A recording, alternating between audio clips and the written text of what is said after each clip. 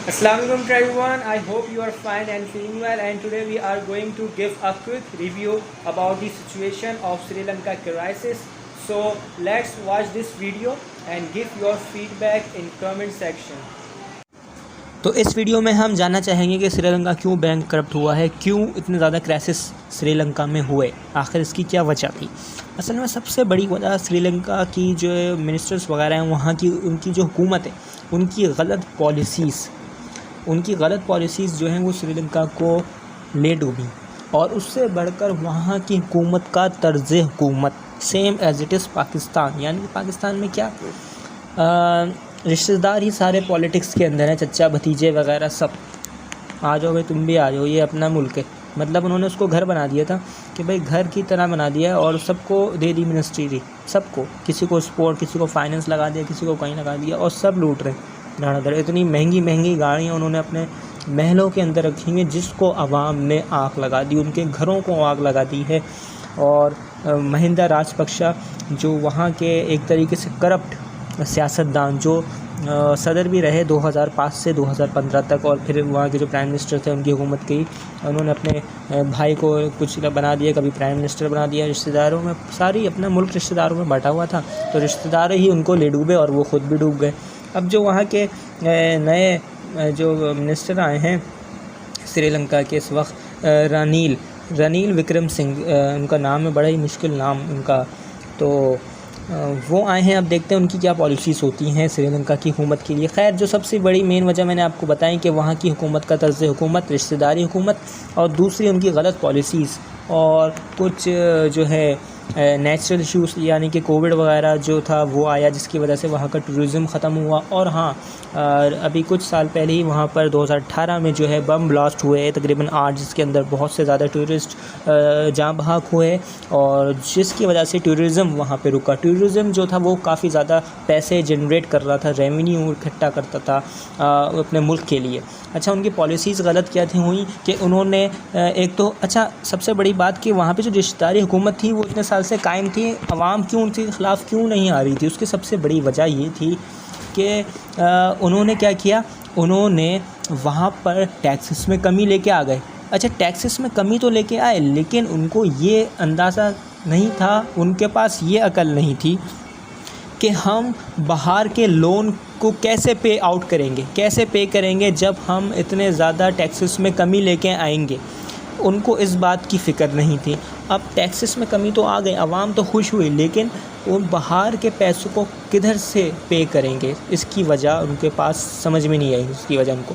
और दूसरी चीज़ें उनकी गलत पॉलिसीज़, रिसेंटली ये हुआ कि 2019 के एंड में, कोविड के आने से पहले, उन्होंने वहाँ पर एक आइडिया लेके आए, बड़ा ही अच्छा आइडिया, और वहाँ के जो मिनिस्टर वगैरह थे उनको भी बहुत अच्छा आइडिया लगा कि ये कि हम अपने मुल्क को ऑर्गेनिक स्टेट बनाएंगे। वाओ, ऑर्गेनिक स्टेट बनाएंगे, लेकिन इतनी जल्द से जल्द नहीं बनते, रातों रात और 2-3 महीने के अंदर, ये कुछ सालों के अंदर नहीं बनते। इसके लिए तकरीबन बहुत ज़्यादा साल का अरसा, तकरीबन 10-15 साल का अरसा चाहिए आपको। जैसे कि इंडिया का एक स्टेट है वहाँ पर, उसने तकरीबन 2003 से 2015 तक का अरसा लिया ऑर्गेनिक स्टेट बनाने में, लेकिन उसमें कुछ नुकसान भी होते हैं, यानी कि आपकी प्रोडक्शन में कमी आ जाती है। तो हुआ ये श्रीलंका के अंदर कि उन्होंने केमिकल फर्टिलाइज़र पर लगाई पाबंदी, लगाई और कहा कि बस ये कंट्री अब ऑर्गेनिक स्टेट बनने जा रही है। जिसकी वजह ये हुआ कि वहाँ के जो काश्तकार थे उनको बहुत ज़्यादा नुकसान हुआ, उस लेवल की प्रोडक्शन नहीं हो पा रही जितनी केमिकल फर्टिलाइज़र से हो रही थी।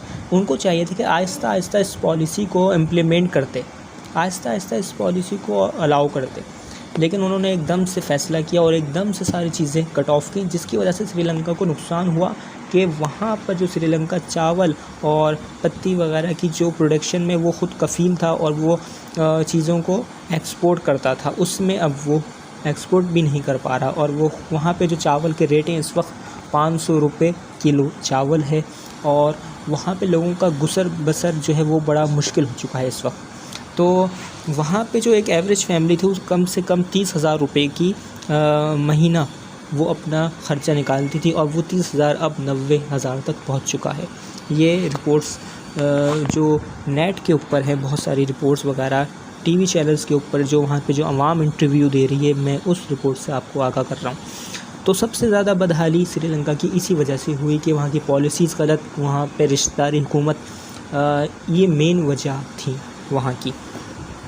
तो हम यही उम्मीद करते हैं कि श्रीलंका आने वाले दिनों में जो रनिल विक्रमसिंघ वहाँ के प्राइम मिनिस्टर आए हैं वो उसको टेक ओवर करें और किसी तरह वो इन चीज़ों से बाहर आ सके। हमारी जो तमाम दुआएं हैं वो श्रीलंका और उनकी आवाम के साथ है।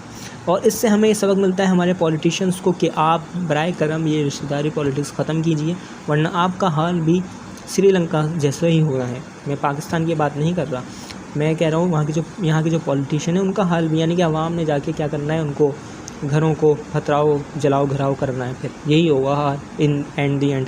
अच्छा, सबसे बड़ी वजह है कि वहाँ पर इस वक्त डॉलर जो है 355 रुपये है और वहाँ के जो डॉलर के रेट थे वो हर 2-3 दिन बाद चेंज हो चुके, यानी कि 195 मार्च के स्टार्ट में 7 मार्च को 195 डॉलर था, उसके बाद डॉलर 200 रुपये हुआ उसके दूसरे दिन, फिर उसके बाद 215, 255, फिर इस तरह करके इस वक्त 355 है। तो पाकिस्तान में मैं इस वक्त रेट देख रहा था डॉलर के, तो वो हैं 200 रुपीज़। तो मैं तो देख के डर गया, मैंने कहा यार ये तो अभी 183, 195 और फिर 200, ये तो भाई श्रीलंका की तरह बढ़ रहा है रेट। लेकिन खैर ऐसा अल्लाह ना करे पाकिस्तान में कुछ हो। हमारी दुआएं श्रीलंका और अपने पाकिस्तानियों के साथ भी हैं। टेक केयर, अपना ख्याल रखिए, अल्लाह हाफ़िज़।